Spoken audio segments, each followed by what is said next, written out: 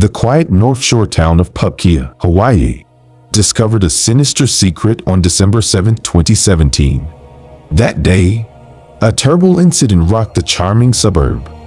This is the tale of Telma Boinville, a devoted 51-year-old teacher who had an ordinary life until she took a part-time job cleaning a vacation rental. She was unaware that the ordinary day she was living would become a nightmare that would alter the lives of those around her. The renters found her dead at a vacation rental on Keiki Road. The community was engulfed in a web of unsolved questions, fear, and a search for the truth as information came to light. How did a regular teacher named Telma Boinville come to a terrifying end in a quiet Hawaiian town? What startling disclosures are in store? Was it murder or just an accident that claimed her life? Thank you for returning to Mystery Detective, where we delve into the shadowing mysteries surrounding both resolved and unresolved cases. Pupkia, a charming village located in the Kalaua district on Hawaii's North Shore, unavoidably influenced Telma Boinville's life. The word Pupkia in Hawaiian refers to a white shell, perfectly capturing its spotless surroundings. Pupkia is well known for having stunning beaches that draw surfers and beachgoers. Sharks Cove and Three Tables are also excellent sites for diving and snorkeling. The town is quiet, but Telma's life was brutally altered at Pupkia because she had to provide for her family, and it had a lasting impact on the community. Telma Boinville was well known to the residents of Hawaii's North Shore as a devoted teacher and a devoted mother. On February 4, 1966, she was born in a small Brazilian town. Her curiosity and love of learning remained defining characteristics of her personality throughout her life. Telma started working as a teacher at Sunset Beach Elementary School. She wanted to help her children and others. She understood that education was important for developing young brains. Telma believed that her ministry was education. Her colleagues respected her for her dedication to teaching children. Her classroom gradually supported and nurtured developing minds in a kind and supportive manner. According to her co-workers, Telma was a committed educator who went above and beyond to support her students' success. Telma's first concern was her family. She supported her family even though teaching was her career. By working part-time as a cleaner for vacation rentals on the North Shore, this proved her dedication to her family and her unwavering work ethic. After she married Kevin Emery, Telma had a daughter named McKenna, who was very important to her. She had McKenna as a child, friend, and confidant. Their intimate bond revealed Telma's unrestricted love and maternal disposition. McKenna looked to her mother for support and guidance. Her presence, generosity, and love for her family and students changed the town irrevocably. Sadly, she was unaware of the shocking and disastrous turn fate had in store for her. Beneath North Shore Hawaii's picture-perfect exterior lay a horrifying and unanticipated tragedy. Teacher Telma Boinville was a hard worker. She relished the peace and quiet of North Shore. She had a second job cleaning vacation homes in the area to help support her family. She arrived at a holiday house on Keiki Road, an ordinary neighborhood that had grown infamous for its terror. This idyllic scene was upended in the most unexpected way, all without Telma knowing. While McKenna, her 8-year-old daughter, slept outside in the family car, Telma had cleaning duties for the vacation rental. Inexplicable violence was experienced by Telma Boinville in the vacation rental. When she got there, Stephen Brown and his girlfriend, Haley Denderand, were breaking and entering the rental house.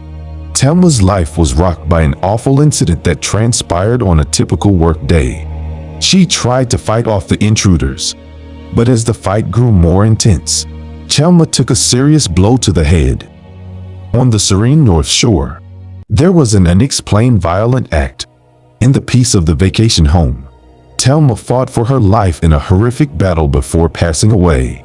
The violence was indicated by chilling blunt force injuries to her skull. She left behind a spooky pool of blood as a testament to the brutality that had claimed her life. Even there, the terror persisted. Her 8-year-old daughter McKenna was oblivious to the darkness. She had always looked forward to her mother's return. Her peace was short-lived, as the evil criminals, Haley Denderend and Stephen Brown, started focusing on McKenna. In the vacation rental, she was restrained and placed under a gag, sending her into a nightmare that no child should ever go through. Her world of innocence and trust was shattered. The gorgeous Hawaiian light that had filled the car she was waiting in was replaced by the blackness of her kidnapper's hatred. McKenna was deceived and cruelly restrained and silenced by Haley Denderend and Stephen Brown. They brutally informed the young girl that Telma Boinville, her mother, had been killed. McKenna's innocence was cruelly shattered as her world fell apart. This horrible tale of violence and deceit featured another horrifying episode in which McKenna was abducted and fed with cruel lies. Telma Boinville was killed by Stephen Brown and Haley Denderend, who also severely injured her. After the incident was reported at around 3:20 p.m. local time, officers investigating at the vacation home on Keiki Road in North Shore, Hawaii, found Telma Boinville's lifeless body. Telma was the victim of a horrifying assassination. An extensive investigation to find justice was spurred by the case of Telma Boinville and the kidnapping of her daughter, McKenna. That day, a distress call that was received by law enforcement, including the Honolulu Police Department, changed many lives. When police arrived at the vacation rental on Keiki Road, they discovered a horrible tragedy. Inside the rental, they discovered Telma Boinville dead. Blood stains and fight-related debris painted a bleak picture of what had occurred inside. An extensive examination of the crime scene preceded the investigation. Forensic experts who searched the vacation rental painstakingly recorded every piece of evidence. The main objective was to reconstruct McKenna's kidnapping and Telma's case. A key piece of evidence from the scene was the blunt force damage to Telma's head. This graphic detail brought the severity of the crime to light. After searching the area for witnesses, investigators spoke to McKenna. As she described that tragic day, professionals, including child psychologists, were called in to protect her mental health. McKenna's story was written down in case it held any clues to the mystery's solution. Her recollections of the perpetrators, their actions, and their horrific deceit strengthened the case. Telma's brother-in-law, American big wave surfer Garrett McNamara, set the world record for the largest wave. McNamara was the first person to negotiate a Jaws barrel and ride a glacier wave. Because of his name and Guinness World Records, he had a sizable fan base on social media. After surfer Garrett McNamara made a passionate Facebook video and offered a sizable reward for the suspect's capture, things took a turn for the better. In the video, McNamara, who claimed to be related to Telma Boinville's daughter, made a $100,000 offer to anyone with information about the horrific murder that occurred on Keiki Beach in North Shore, Hawaii. His fervent appeal became widely shared on social media. He encouraged others to come forward with information by offering a sizable prize. By signing this petition, you help bring attention to the need to solve the case and bring the offenders to justice. Numerous people submitted leads, tips, and information regarding the incident after McNamara's video went viral and increased public awareness. Law enforcement was greatly aided in locating and apprehending the offenders by this information. The justice process was initiated by law enforcement. In an attempt to apprehend the culprits as soon as possible, the Honolulu Police Department launched a comprehensive investigation. Important hints were discovered at the vacation home on Keiki Road, where the culprit was apprehended. Detectives investigating the crime scene methodically examined the vacation home for signs of the murderer. To build a case against the offender, they painstakingly gathered forensic evidence, including DNA fingerprints. The investigation proceeded, and the puzzle pieces fell into place. Witnesses, such as McKenna, Telma's daughter, assisted in reconstructing the incidents. The culprit was exposed by McKenna's horrifying account of her mother's murder and captivity. The investigation was aided by kind people, growing media coverage, and McNamara's offer of the hefty prize, which resulted in the capture of Stephen Brown and Haley Denderend, the murderers. One of the main suspects in the murder of Telma Boinville was Stephen Brown. His involvement in the tragic burglary and his presence at the crime scene implicated him. Following forensic evidence, witness statements, and investigations, just 7 hours later, on December 8, 2017, Stephen Brown was taken into custody for justice. The community was rocked by the arrest once more, but this time it came with a promise to hold the perpetrators accountable. As the investigation went on, Stephen Brown's testimony shed light on that very fateful day.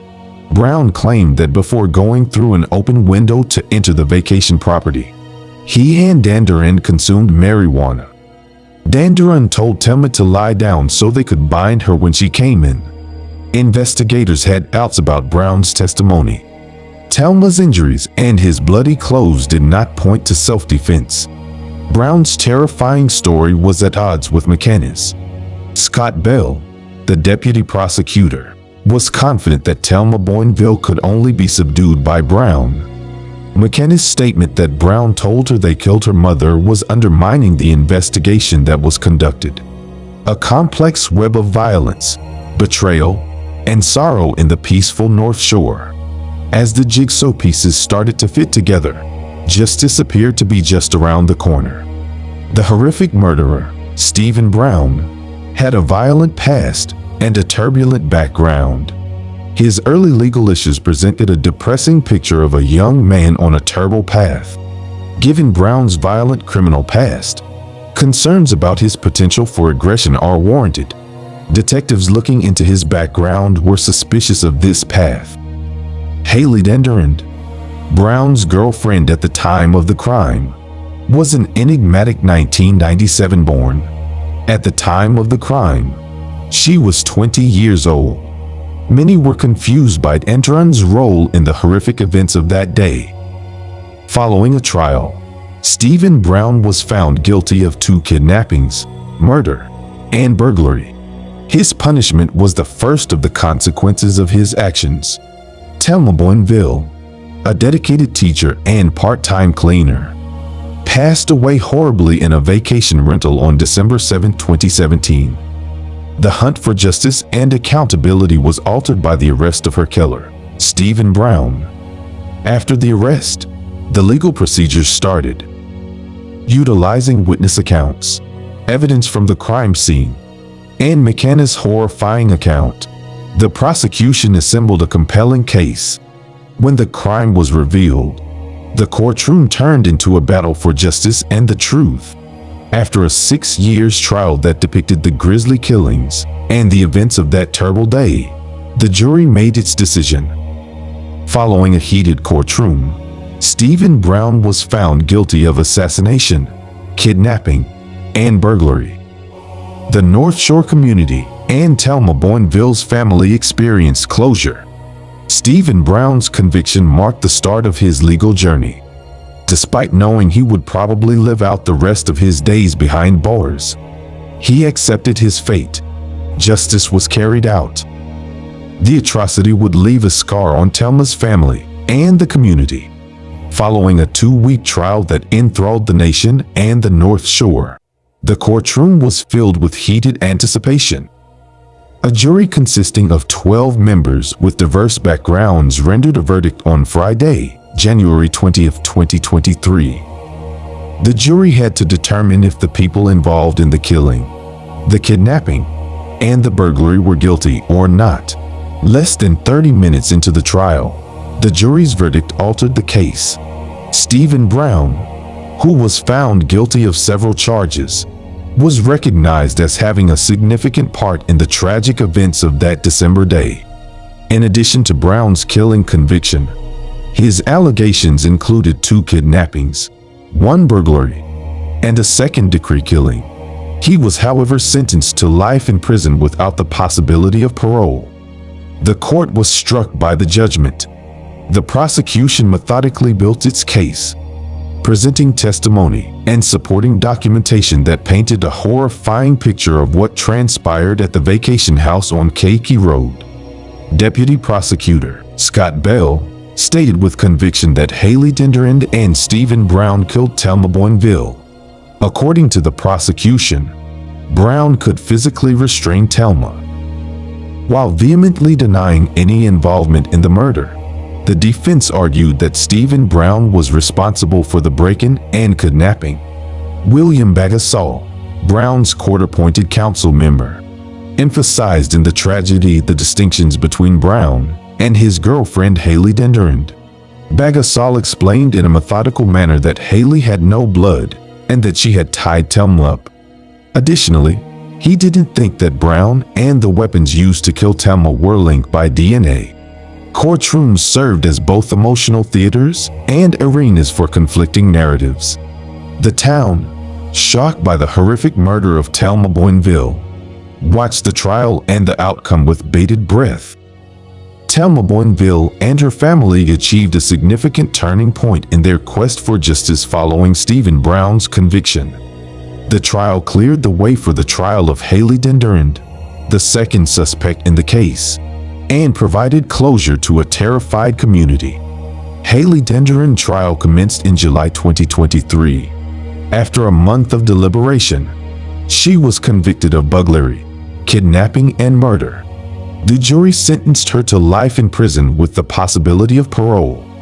The North Shore community exhaled with relief following the judgment, knowing that a trying chapter of their journey had come to an end.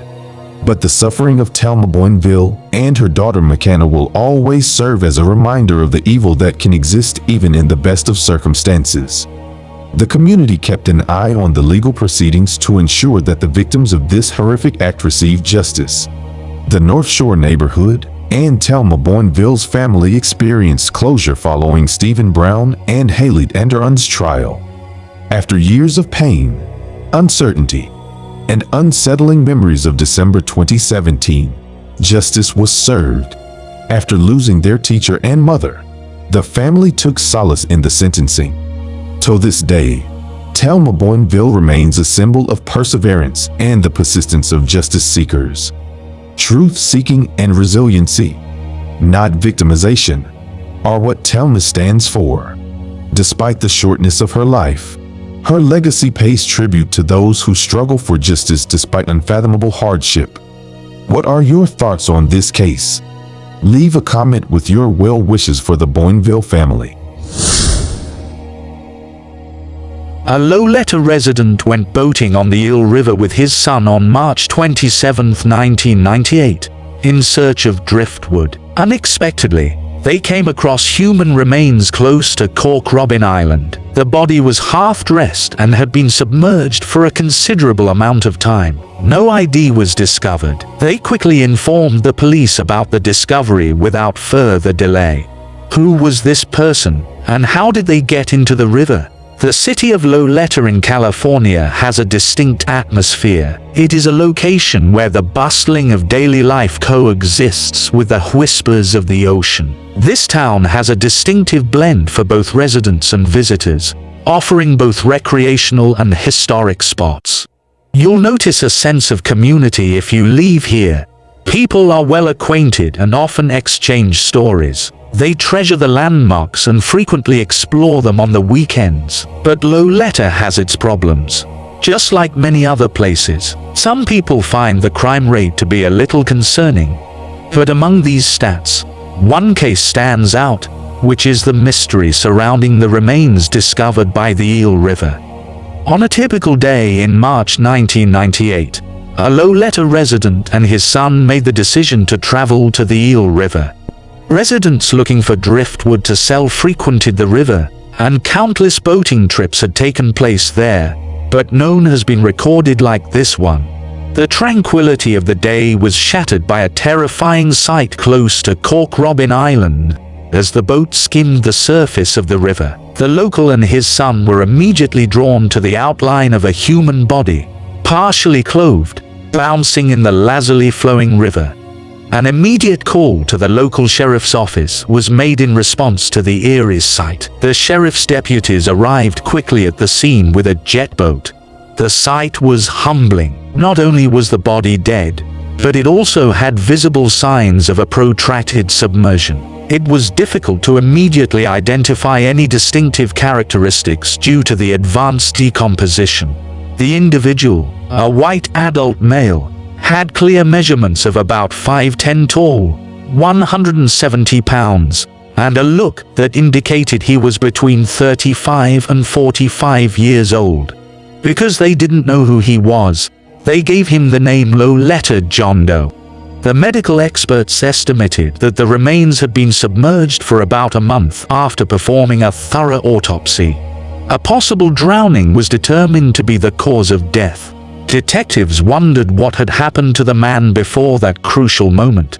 The sudden appearance of the John Doe from Low-Letter shocked the neighborhood, leading detectives to launch a thorough investigation into his identity.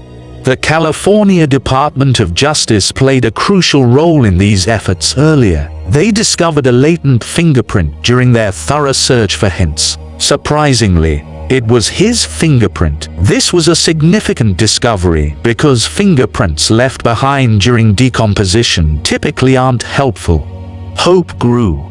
This might be the clue that unlocks the mystery. However, these hopes were dashed after the advanced search-through of the automated latent print system. The man's identity was still unknown because the fingerprint produced no matches. Unfazed, the investigative team enlisted the assistance of a nearby dentist. Another layer of the mystery was revealed by a forensic dental examination. However, just like with the fingerprints, no solutions were found. DNA was the final frontier as the process of elimination continued. It was hoped that the man's genetic makeup would eventually assign him a name.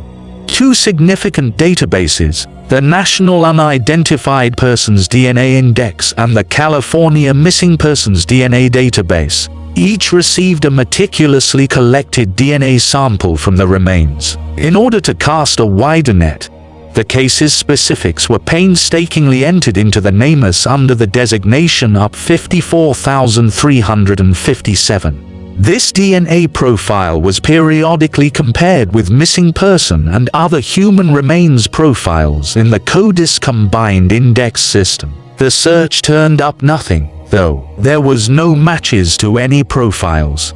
The identity of Low-Letter John Doe remained cloaked in mystery. The enthusiasm of the initial investigation started to wane as the months and years passed. Cases involving missing persons are never really closed by nature. They're often reminders of unresolved cold cases. However, it is a fact that some trails become cold. This case of the Low-Letter John Doe appeared to be settling into the icy realm of the unsolved, despite the tenacious pursuit and the efforts of seasoned investigators. But then, in December 2022, which was 24 years later, there was a light at the end of the tunnel. They collaborated with the cutting-edge forensic genealogy lab named Ophram Inc. The goal was straightforward but ambitious. Use cutting-edge DNA techniques to cut through the darkness and identify the enigmatic man, or at the very least find a close relative. The detectives sent a DNA sample from the preserved remains to Ophram with the aid of Roads to Justice funding. The researchers painstakingly constructed an extensive DNA profile using state-of-the-art forensic-grade genome sequencing. Once put together, this DNA profile was given to Ophram's knowledgeable genealogy team. They started piecing together the man's history using forensic genetic genealogy and looked for leads that could lead to an explanation. In 2023, the cloud of doubt that had been hanging over the John Doe case from Low-Letter started to lift. A revelation that came about in the middle of February provided many people with the sense of closure they had been fervently seeking. Ophram sent a report to the Humboldt County Sheriff's Office. The meticulously crafted DNA profile identified one person as Jeffrey Todd Sido. It appeared as though John Doe was starting to speak after a long period of silence. But there was more to the report than just a name. Links to a network of genetic relatives were soon revealed. A potential sister named Cheryl, who lived in Missouri, was prominently mentioned. Investigators from the Humboldt County Sheriff's Office got in touch with Cheryl in an effort to fill in the gaps in this intricate puzzle. The contact caused the mystery to further clarify itself. Cheryl confirmed her ties to Loletta John Doe after being shocked by what she had learned. She admitted that Jeffrey Todd Sido was her brother, but the story she spun had a melancholy undertone.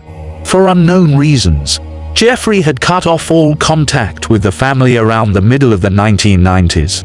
Despite their strength, a family's ties had been broken in some way. Cheryl made every effort to bridge this gap, but she was unable to track down or reunite with Jeffrey. Given the ambiguity surrounding Jeffrey's intentions, whether he had chosen to distance himself or if other forces were at work, this added another level of complexity. They never made a formal report of his disappearance. In many ways, his fate had been shrouded in mystery for so long due to the lack of such a report. However, the Humboldt County Sheriff's Office had a chance after receiving Othram's report. Now they could directly contrast Jeffrey's latent fingerprint with the unidentified fingerprints. The comparison created a sense of anticipation, but it didn't take long for things to become clear. The prints were identical. The name Jeffrey Todd Sido was finally given to the John Doe from Loletta. Mixed feelings of relief and sorrow were triggered by the revelation. Jeffrey's story, once tattered and disjointed, was starting to build up. However, it was a bittersweet occasion for his family, particularly Cheryl. Finally, they had access to the solutions they had been seeking. Jeffrey Todd Sido was a real person with goals, aspirations, and experiences that made him who he was. He was not just a name in a cold case file. Jeffrey was born in 1963, but very little is known about his early years. His parents' exact names and the location of his birth are unknown, which heightens the mystery surrounding his life story. What we do know, however, paints a picture of a person who, like many others, traveled through life's ups and downs. Maybe he pursued his passions with zeal, or maybe he had quiet moments to himself to think about the bigger issues in life. The lack of specifics allows our imagination to wander, allowing us to picture Jeffrey engaging in commonplace activities, giggling at a joke, or just taking in a peaceful sunset.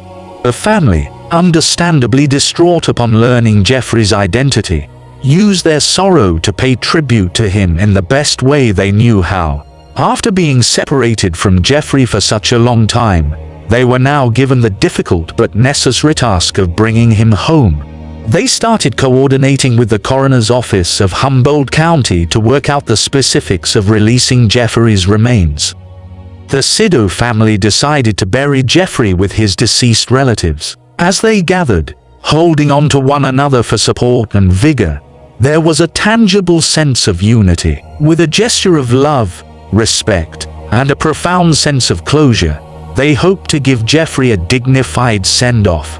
The California Department of Justice, DNA Lab, Othram, and the Humboldt County Sheriff's Office worked tirelessly to bring the Sido family some much-needed closure. They worked exceptionally well together to solve this mysterious case, and to determine what happened to Jeffrey Todd Sido. The Humboldt County Sheriff's Office continues to collaborate closely with Othram and the California Department of Justice, acknowledging the value of cutting-edge DNA technology. Together, they are going over a number of cold cases in an effort to shed light on those which are still cloaked in mystery. There are still some pieces needed to complete the picture of Jeffrey's tragic death. Mike Fridley, the Humboldt County Sheriff's Office cold case investigator, is still in charge of these inquiries. If anyone has information about Jeffrey's actions or whereabouts in the days before his tragic death, they are urged to get in touch with him. His direct number is 70744130024. Your bit of knowledge, no matter how small, could be the missing piece that gives another family waiting for answers closure. Keep in mind that it is our responsibility as a group to support one another and see that justice is done. Do you believe that there is still more to learn about Jeffrey's case? What do you think caused his tragic outcome? Post your comments to let us know what you think. We value your opinion and would like to hear from you. For more cold cases, don't forget to like, share, and subscribe to our channel. Thank you for watching.